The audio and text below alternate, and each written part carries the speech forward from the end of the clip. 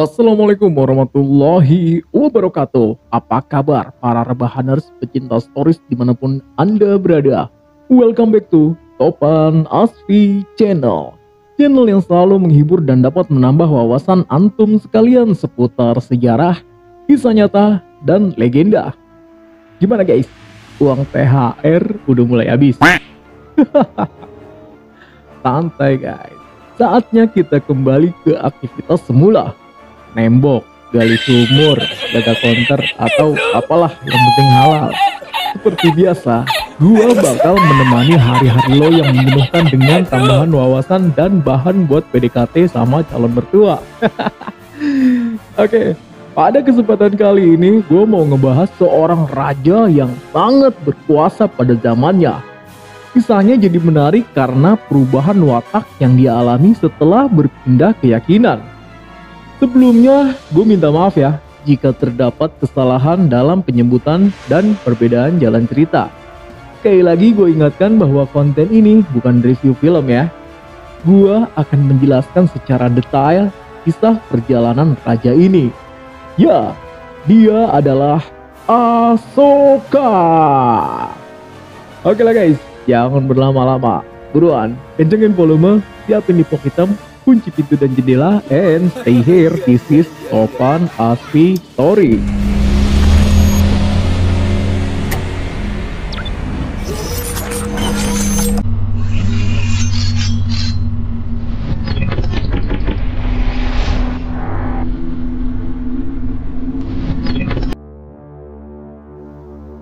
Asoka yang agung adalah penguasa kekaisaran Maurya Gupta dari 273 sebelum Masehi sampai 232 sebelum Masehi.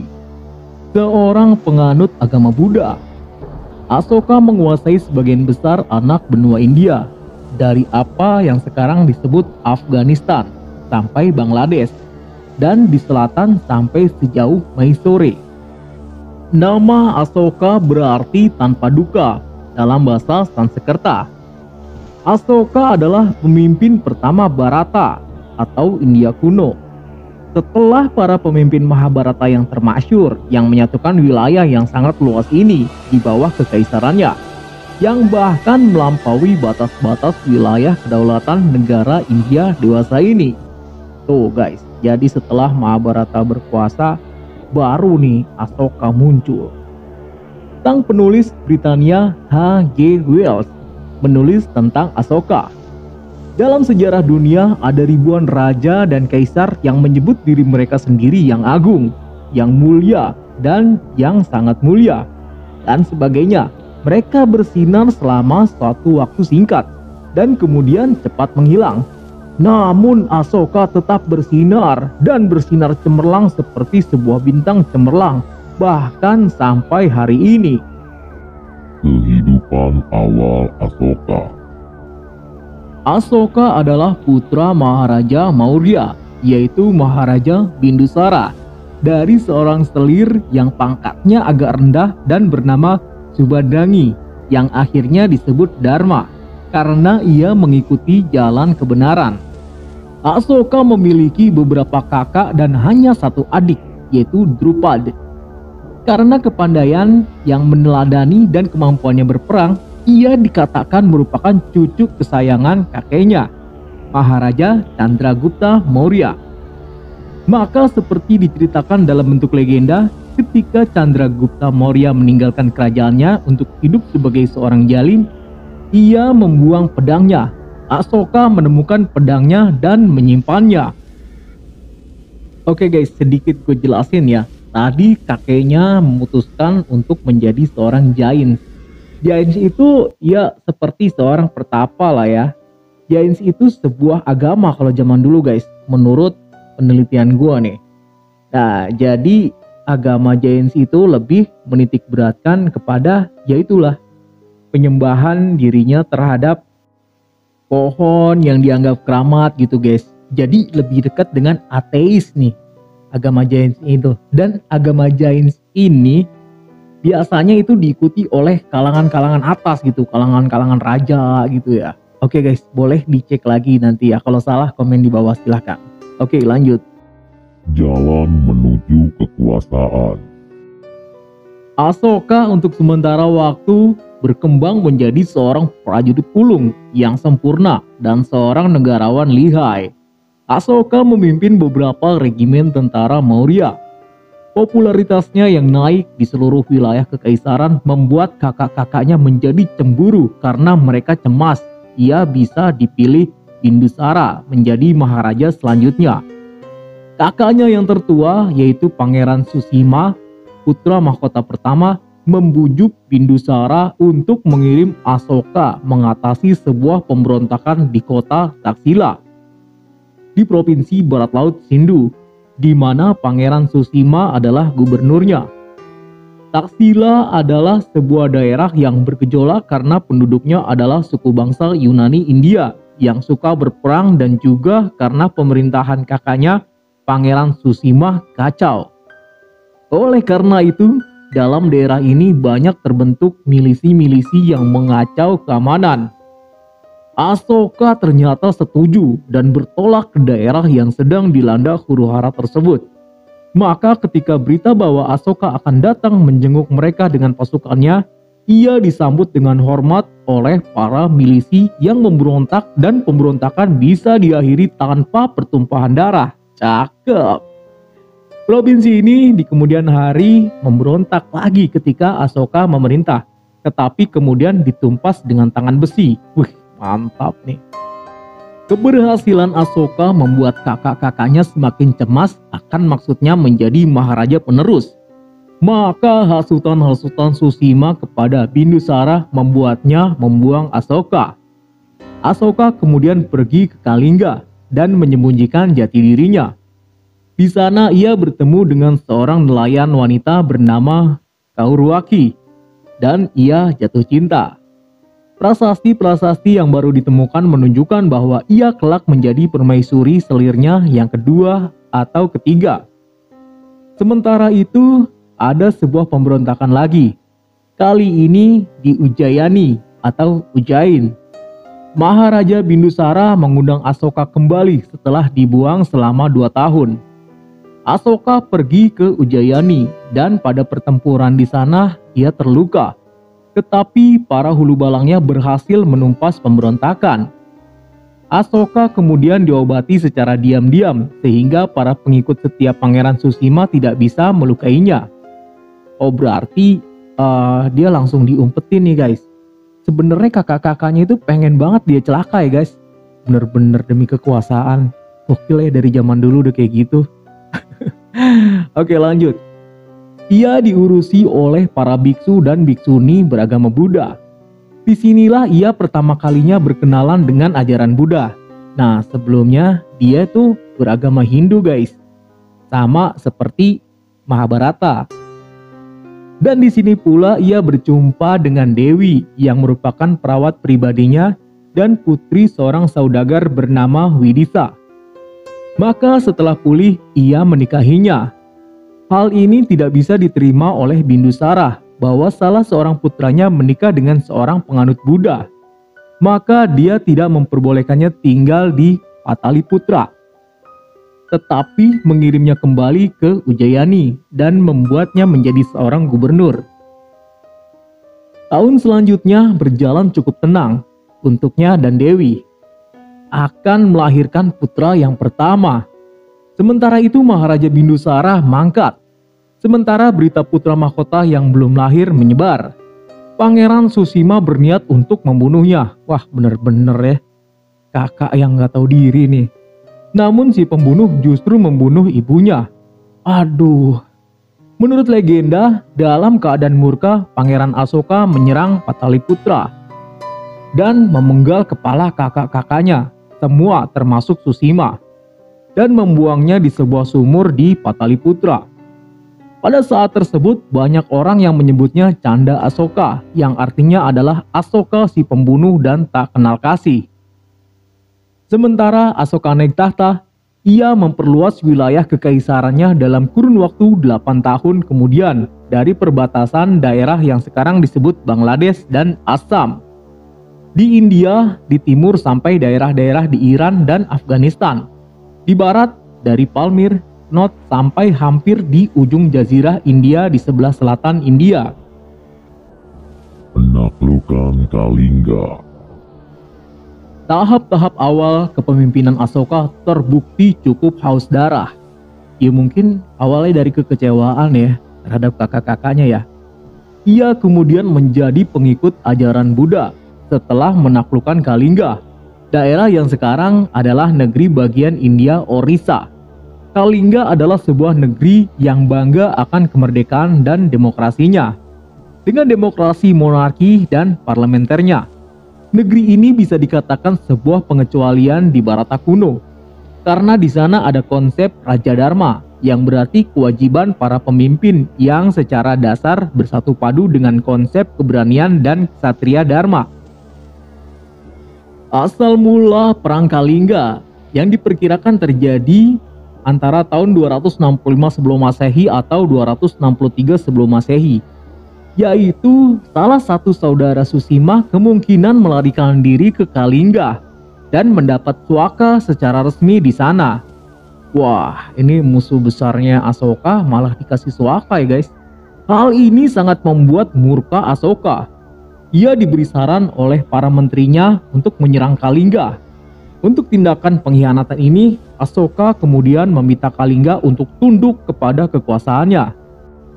Tetapi apa yang terjadi guys? Kalingga menolak tunduk di bawah kaki Asoka. Cari mati ini. Oke, langsung aja akhirnya Asoka mengirim salah satu panglima perangnya. Langsung dia dibombardir Kalingga. Oh ya guys, Kalingga sempat memberikan perlawanan guys. Panglima perang yang dikirim oleh Asoka tadi kalah guys dan melarikan diri berkat kepandaian panglima perang Kalingga. Asoka yang tercengang akan kekalahan ini menyerang dengan sebuah pasukan terbesar yang belum pernah ada dalam sejarah India sampai saat itu. Nah ini dia nih. Kalingga melawan dengan sengit, tetapi mereka bukan padanan pasukan perang Asoka yang sangat kuat. Seluruh wilayah Kalingga dijarah dan dihancurkan. Piagam-piagam Asoka di kemudian hari menyebutkan bahwa di sisi Kalingga kurang lebih 100.000 jiwa tewas. Sedangkan jumlah prajurit Asoka yang tewas kurang lebih hanya 10 ribuan aja. Pria dan wanita dibuang pula. Nah, di sini nih guys, Asoka dikenal sebagai orang bertangan besi dan sadis. Ini sebelum beliau masuk ke agama Buddha ya guys. Oke, kita lanjut lagi. Asoka masuk Buddha. Menurut cerita legenda, suatu hari setelah perang usai, Asoka menjelajah kota. Dan yang bisa dilihat hanyalah rumah-rumah yang terbakar dan mayat-mayat yang bergelimpangan di mana-mana. Hal ini membuatnya muak dan ia berteriak dengan kata-kata yang menjadi termasyhur. Apakah yang telah kuperbuat? Kekejian penaklukan ini akhirnya membuatnya memeluk agama Buddha dan ia memakai jabatannya untuk mempromosikan falsafah yang masih relatif baru sampai dikenal di mana-mana sejauh Roma dan Mesir.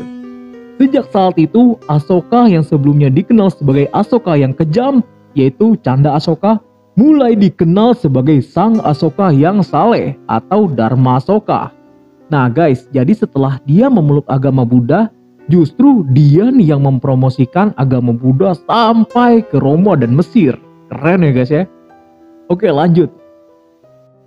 Lalu ia mempromosikan aliran Buddha Vibhajyawada dan menyebarkannya di dalam wilayah dan di seluruh dunia yang dikenal mulai dari tahun 250 sebelum Masehi. Maharaja Asoka bisa dikatakan adalah yang pertama dengan serius mengusahakan pembentukan satuan politik Buddha. Dalam usahanya ini, ia dibantu oleh putranya Mahinda yang mulia dan putrinya Sanghamita yang berarti mitra Sangha dan yang membawa agama Buddha ke Sri Lanka. Asoka membangun ribuan stupa dan vihara bagi penganut Buddha. Stupa-stupa di Sanchi sangat termasyhur dan stupa bernama Sanchi Stupa 1 didirikan oleh Maharaja Asoka. Selama sisa masa pemerintahannya, ia menganut kebijakan resmi anti kekerasan ahimsa. Bahkan penyembelihan terhadap hewan pun dilarang. Marga satwa dilindungi dengan undang-undang Sang Maharaja yang melarang pemburuan untuk olahraga dan pengisian waktu luang. Keren ya guys ya. Pemburuan secara terbatas diperbolehkan untuk maksud konsumsi. Namun Asoka juga mempromosikan konsep vegetarianisme. Asoka juga menaruh belas kasihan kepada para narapidana di penjara. Mereka diperbolehkan mengambil cuti sehari dalam waktu setahun. Ia berusaha meningkatkan ambisi profesional rakyat jelata dengan membangun pusat-pusat studi yang mungkin bisa disebut universitas. Ia juga mengupayakan sistem irigasi bagi pertanian. Rakyatnya diperlakukan secara sama. Apapun derajat agama, haluan politik, ras, suku bangsa, dan kasta mereka. Kerajaan-kerajaan di sekeliling wilayah yang sebenarnya mudah ditaklukkan, ia buat sebagai sekutu yang terhormat. Gila, langsung berubah 180 derajat ya guys. Asoka juga dipercayai membangun rumah sakit untuk hewan dan merenovasi jalan-jalan utama yang menghubungkan daerah-daerah di India. Setelah perubahan dirinya, Asoka dikenal sebagai Dharma-soka. Artinya Asoka penganut Dharma atau Asoka yang soleh. Bentuknya dalam toleransi terhadap semua sekte atau aliran agama dan segala pendapat, mematuhi orang tua, menghormati para brahmana, guru-guru agama, dan pandita. Baik hati terhadap kawan, perlakuan manusiawi terhadap para pembantu, dan murah hati terhadap semua orang. Prinsip-prinsip ini menyinggung haluan umum etika berkelakuan terhadap sesama di mana tidak ada kelompok agama atau sosial yang bisa menentang. Kata-kata Asoka sendiri seperti diketahui dari piagam-piagamnya adalah semua orang adalah anakku. Aku seperti ayah mereka. Seperti seorang ayah menginginkan kebaikan dan kebahagiaan untuk anaknya. Aku ingin supaya semua orang selalu bahagia. Edward de Cruz mentafsirkan Dharma Maharaja Asoka sebagai agama yang dipakai sebagai lambang dari sebuah persatuan kekaisaran dan sebuah semen perekat untuk mempersatupadukan unsur-unsur heterogen dan berbeda-beda kekaisaran ini. Kematian dan warisan Asoka. Maharaja Asoka memerintah selama 41 tahun. Dan setelah mangkatnya, dinasti Maurya masih bertahan selama lebih dari 50 tahun. Asoka memiliki banyak selir dan anak, tetapi nama-nama mereka tidaklah diketahui. Mahinda dan Sanghamita adalah anak kembar yang dilahirkan istri pertamanya, Dewi, di kota Ujjayini. Ia mempercayai mereka untuk menyebarkan agama Buddha di dunia yang dikenal dan tak dikenal. Mahinda dan Sanghamita pergi ke Sri Lanka dan memasukkan raja, ratu, dan rakyatnya agama Buddha. Mereka lalu berkeliling di dunia sampai ke Mesir, dunia Helenistik atau Yunani, sehingga mereka tidak bisa melaksanakan kewajiban pemerintahan. Beberapa arsip langka membicarakan penerus Asoka bernama Kunal, yang merupakan putra Asoka dari istri terakhirnya. Masa kepemimpinan Maharaja Asoka bisa saja mudah menghilang dalam sejarah. Dengan berselangnya abad, jika ia tidak meninggalkan arsip sejarah apa-apa. Kesaksian Maharaja ini ditemukan dalam bentuk pilar-pilar dan batu-batu karang besar yang dipahati secara megah menjadi prasasti. Maharaja Asoka juga mewarisi bahasa tertulis pertama di India setelah kota kuno Harappa. Namun berbeda dengan di Harappa, teks-teks Asoka bisa kita pahami. Bahasa yang dipakai Asoka dalam menuliskan teks-teks prasastinya adalah sebuah bentuk bahasa rakyat atau bahasa Prakrta atau Prakrit, dan bukan bahasa Sanskerta. Pada tahun 185 sebelum Masehi, kurang lebih 50 tahun setelah mangkatnya Asoka, penguasa Maurya terakhir, Brihadrata, dibunuh secara keji oleh Panglima Perang Maurya, Pushyamitra Sunga, saat ia sedang menginspeksi pasukannya.